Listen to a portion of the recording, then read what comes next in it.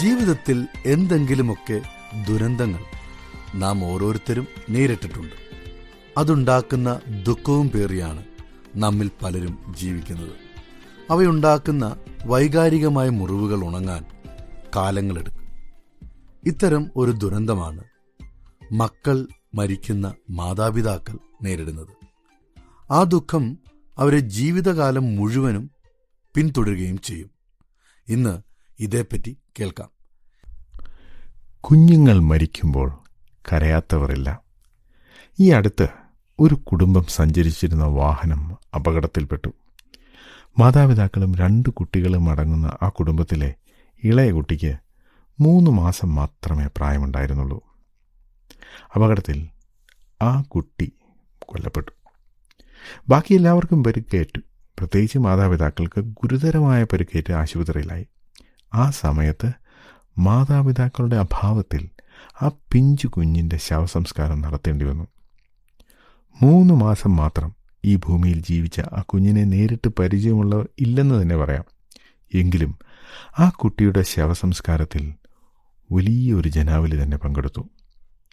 കുട്ടികൾ മരിക്കുമ്പോൾ ഒരു വ്യത്യാസവുമില്ലാതെ എല്ലാവരും ദുഃഖിക്കുന്നു എന്നതിന് തെളിവായിരുന്നു ആ കുട്ടിയുടെ ശവസംസ്കാരം.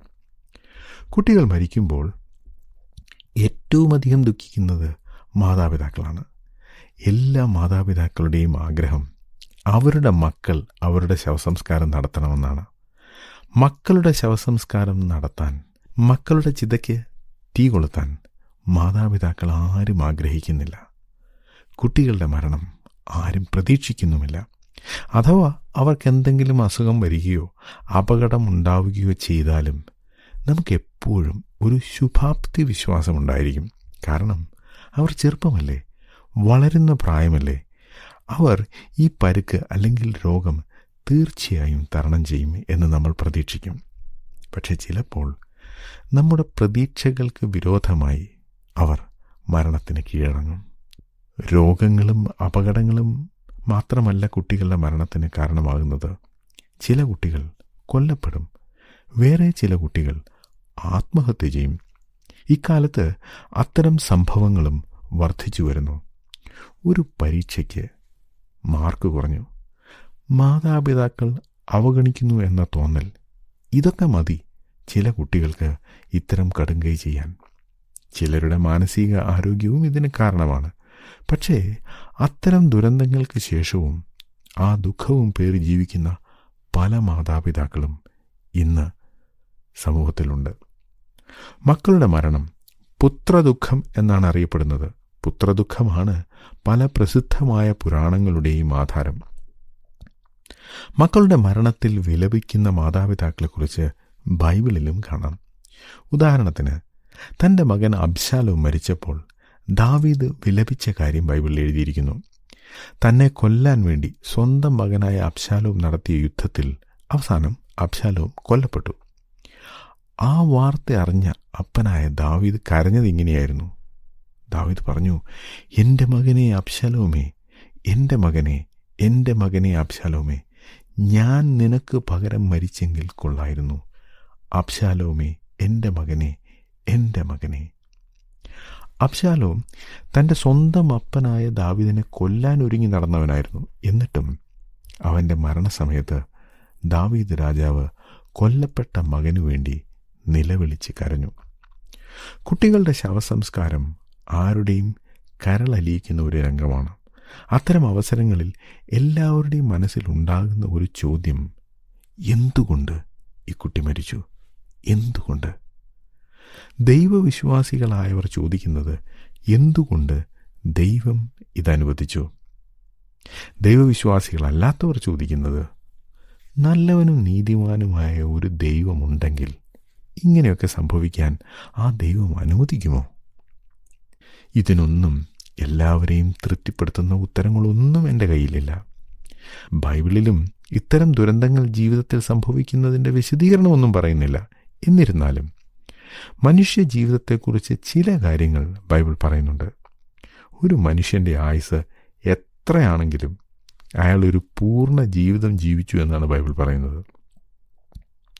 139 സങ്കീർത്തനത്തിൽ ഇങ്ങനെ എഴുതിയിരിക്കുന്നു, ഞാൻ പിണ്ഡാകാരമായിരുന്നപ്പോൾ നിന്റെ കണ്ണ് എന്നെ കണ്ടു.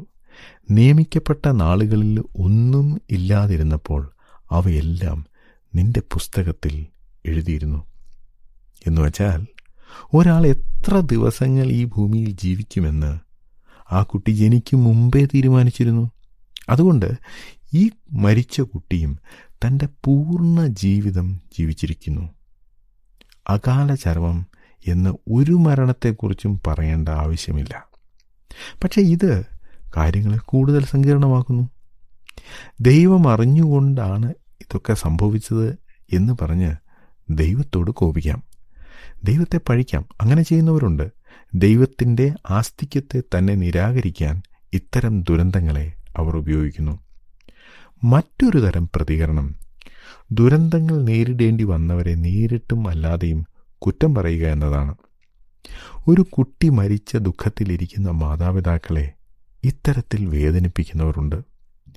എന്തോ ശാപം ആ കുടുംബത്തിനുണ്ട്, കാർന്നോമാർ ചെയ്തതിൻ്റെ ഫലമാണ്. ആ മാതാപിതാക്കൾ അവരുടെ ഏറ്റവും ദുഃഖകരമായ അവസ്ഥയിലൂടെ കടന്നു പോകുമ്പോൾ അവരോട് അല്പം കൂടെ കരുണ കാണിക്കാം. ആ സമയത്ത് അവരെ പഴിക്കുന്നത് ക്രൂരതയാണെന്നേ പറയാൻ പറ്റൂ. ആളുകൾ ഇങ്ങനെയൊക്കെ പറയുന്നതിൻ്റെ ഒരു പ്രധാന കാരണം നടക്കുന്ന എല്ലാ കാര്യങ്ങളുടെയും ഒരു വിശദീകരണം എനിക്ക് വേണം എന്ന ആഗ്രഹമാണ്. എല്ലാം എനിക്കറിയാം, എല്ലാറ്റിൻ്റെയും കാരണവും എനിക്കറിയാം എന്ന മനോഭാവം നമ്മൾക്കുണ്ടായിരിക്കണമെന്ന ആഗ്രഹം. അത് മനുഷ്യരായ നമുക്ക് പറഞ്ഞിട്ടുള്ളതല്ല. നമുക്ക് എല്ലാ കാര്യങ്ങളും അറിഞ്ഞുകൂടാ. നടന്ന അല്ലെങ്കിൽ നടക്കുന്ന എല്ലാറ്റിൻ്റെയും വിശദീകരണം നമുക്കറിയില്ല, നമുക്കറിയാൻ സാധിക്കുകയുമില്ല. അത് സർവശക്തനായ ദൈവത്തിന് മാത്രമേ അറിയൂ. ആ ദൈവം നമുക്കൊരു വിശദീകരണം തരാൻ കടപ്പെട്ടിട്ടൊന്നുമില്ല കേട്ടോ. ദൈവം നല്ലവനാണെന്ന് വിശ്വസിക്കുന്നവരുണ്ട്. ദൈവം ചെയ്യുന്നതെല്ലാം ഒന്നും എനിക്ക് മനസ്സിലാകില്ല, എങ്കിലും ദൈവം നല്ലവൻ എന്ന് വിശ്വസിക്കുന്നവർ. ഇത് കാര്യങ്ങൾ കൂടുതൽ കുഴപ്പിക്കും എന്ന് നമുക്ക് തോന്നും. ദൈവത്തിന് ഇതൊക്കെ അറിയാമായിരുന്നു, എന്നിട്ടും ഈ ദുരന്തം അനുവദിച്ചല്ലോ എന്ന് ചിന്തിക്കുമ്പോഴാണ് ആ പ്രശ്നം. ഇതൊക്കെ ഉത്തരം കിട്ടാത്ത ചോദ്യങ്ങളായി തുടരുമ്പോഴും എനിക്ക് നിങ്ങളോട് പറയാനുള്ളത് ഒരു മനുഷ്യനെ പറ്റിയാണ്. ആ മനുഷ്യനെ നിങ്ങൾ ഒന്ന് ശ്രദ്ധിക്കണം. ആ മനുഷ്യൻ യേശുവാണ്. യേശു ദൈവമല്ലേ, ദൈവപുത്രനല്ലേ, അങ്ങനെയൊക്കെയല്ലേ ബൈബിൾ പറയുന്നത് എന്നൊക്കെ നിങ്ങളിപ്പോൾ ചിന്തിക്കുന്നുണ്ടായിരിക്കും. അതൊക്കെ ശരിയാണ്. എന്നാൽ ഞാനിപ്പോൾ നിങ്ങളോട് ആവശ്യപ്പെടുന്നത് യേശു എന്ന മനുഷ്യനെ നോക്കാനാണ്. യേശു ഒരു മനുഷ്യനായി ഈ ഭൂമിയിൽ ജീവിച്ചപ്പോൾ ഒരു മനുഷ്യൻ അനുഭവിക്കുന്ന എല്ലാ വിഷമതകളും ദുഃഖങ്ങളും അനുഭവിച്ചു. ഒരു സ്നേഹിതന്റെ മരണത്തിൽ യേശു ദുഃഖിച്ച് കരഞ്ഞു. ആ കുടുംബത്തിൻ്റെ ദുഃഖത്തിൽ താൻ പങ്കുചേർന്നു. മരണത്തിൽ ദുഃഖമുണ്ടാകുന്നതിൻ്റെ പ്രധാന കാരണം മരണം മൂലം നമ്മൾ പ്രിയപ്പെട്ടവരിൽ നിന്നും വേർപെടുന്നു എന്നതാണ്. മരണത്തിൽ ഏറ്റവും വേദനാജനകം ഈ വേർപാടാണ്. ഇനി മരിച്ച ആ വ്യക്തി നമ്മോടൊപ്പം ഇല്ല എന്ന ചിന്ത ദുഃഖകരമാണ്. ആ വേർപാടിൻ്റെ ദുഃഖം ഏറ്റവും കൂടുതൽ അനുഭവിച്ചത് യേശുവാണ്.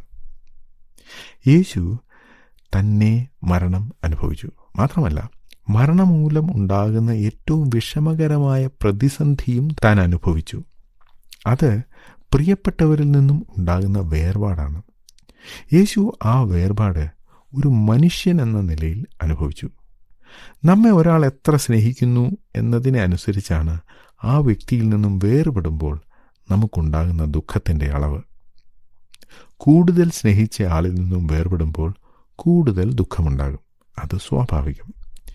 യേശുവിനെ ഏറ്റവും അധികം സ്നേഹിച്ചതും യേശു ഏറ്റവും അധികം സ്നേഹിച്ചതും തൻ്റെ സ്വർഗസ്ഥനായ പിതാവിനെയാണ്.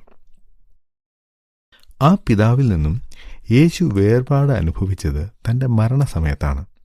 അവിടെ യേശു എൻ്റെ ദൈവമേ, എൻ്റെ ദൈവമേ, നീ എന്നെ കൈവിട്ടത് എന്ത് എന്ന് നിലവിളിച്ചുകൊണ്ടാണ് പ്രാണൻ വെടിഞ്ഞത്. യേശുവിൻ്റെ മരണത്തിന് തൊട്ടു മുമ്പ് തൻ്റെ അടുത്ത് യേശുവിൻ്റെ അമ്മ മറിയ നിൽക്കുന്നുണ്ടായിരുന്നു. യേശു ഈ ഭൂമിയിൽ ജീവിച്ച 33 വർഷങ്ങൾ മറിയയുമായി തൻ്റെ അമ്മ എന്ന നിലയിലുള്ള ബന്ധം യേശുവിനുണ്ടായിരുന്നു. എന്നാൽ മരണസമയത്ത് ഒരു മകൻ എന്ന നിലയിൽ തനിക്കുണ്ടായിരുന്ന ഉത്തരവാദിത്തം യേശു തൻ്റെ ശിഷ്യനായ യോഹന്നാനെ ഏൽപ്പിച്ചു. സ്ത്രീയെ, ഇതാ നിന്റെ മകൻ എന്ന് മറിയയോടും ഇതാ നിന്റെ അമ്മ എന്ന് യോഹന്നാനോടും യേശു പറഞ്ഞു. അമ്മയുമായുള്ള തൻ്റെ മാനുഷികമായ ബന്ധം അവിടെ അവസാനിക്കുകയായിരുന്നു. മരണം മൂലമുള്ള വേർപാടിൻ്റെ വേദനയും ദുഃഖവും നമ്മെക്കാളെല്ലാം നന്നായി അറിയുന്നവനാണ് യേശു. പണ്ടൊരാൾക്ക് തലവേദന വന്നു. ഇത് ശരിക്കും സംഭവിച്ചതാണ്. എല്ലാ ദിവസവും രാവിലെ എഴുന്നേറ്റ് കഴിഞ്ഞാൽ ഒരു 2 മണിക്കൂർ നേരത്തേക്കാണ് തലവേദന. അയാൾ ഡോക്ടറെ കാണാൻ പോയി. ഡോക്ടർ കൊടുത്ത മരുന്നും കഴിച്ചു. പക്ഷേ തലവേദന മാറുന്നില്ല. അയാൾ മാറാത്ത തലവേദനയുടെ കാര്യം സ്വന്തം വീട്ടിൽ പറഞ്ഞപ്പോൾ വീട്ടുകാർക്ക് സംശയം. അവരുടെ സംശയം ഇയാൾക്ക് ജോലിക്ക് പോകാൻ മടിയായതുകൊണ്ടായിരിക്കാം ഈ തലവേദന എന്നായിരുന്നു. കാരണം രാവിലെ ജോലിക്ക് പോകാറാകുമ്പോഴാണല്ലോ ഇദ്ദേഹത്തിന്റെ തലവേദന. ഇതുകൂടിയായപ്പോൾ അയാൾക്ക് തലവേദനയും കൂടെ മനപ്രയാസവുമായി. ഇതൊക്കെ സഹിച്ച് അയാൾ പല ഡോക്ടർമാരെയും കണ്ടു. പ്രയോജനമൊന്നും ഉണ്ടായില്ല. അവസാനം അയാൾ ഒരു ഡോക്ടറെ കണ്ടു. തന്റെ രാവിലെ തോറുമുള്ള തലവേദനയെക്കുറിച്ച് പറഞ്ഞു. ഇത് കേട്ട ഡോക്ടർ ചിരിച്ചു. ഇത് കണ്ടപ്പോൾ രോഗി കരുതി ഈ ഡോക്ടറും തന്നെ പരിഹസിക്കുകയാണെന്ന്. ഇത് മനസ്സിലാക്കിയ ഡോക്ടർ ഉടനെ പറഞ്ഞു, താങ്കൾക്കുള്ള ഇതേ തലവേദന എനിക്കുമുണ്ട്. ഇത് കേട്ടതും ആ രോഗിക്ക് വലിയ ആശ്വാസമായി. ഒരു മരുന്നും ഡോക്ടർ കൊടുത്തില്ല. അതിനു മുമ്പ് ആ രോഗിക്ക് ആശ്വാസം തോന്നി. കാരണം ആർക്കും മനസ്സിലാകുന്നില്ല എന്ന് കരുതിയ തന്റെ പ്രശ്നം അതുപോലെ തന്നെ മനസ്സിലാക്കുന്ന ഒരാളെ കണ്ടുവല്ലോ. ഇതാണ് നമ്മെ പൂർണ്ണമായും മനസ്സിലാക്കുന്ന ഒരാളെ കണ്ടെത്തിയാലുള്ള ഗുണം. മക്കളുടെ മരണത്തിൽ വിലപിക്കുകയും വേദനിക്കുകയും ചെയ്യുന്നവരോട് അതെന്തുകൊണ്ട് സംഭവിച്ചു എന്ന് പറയാൻ ഞങ്ങൾക്കറിയില്ല.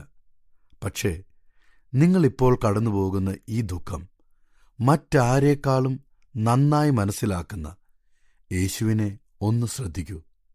യേശുവിന് നിങ്ങളോട് താദാത്മ്യം പ്രാപിക്കാൻ സാധിക്കും.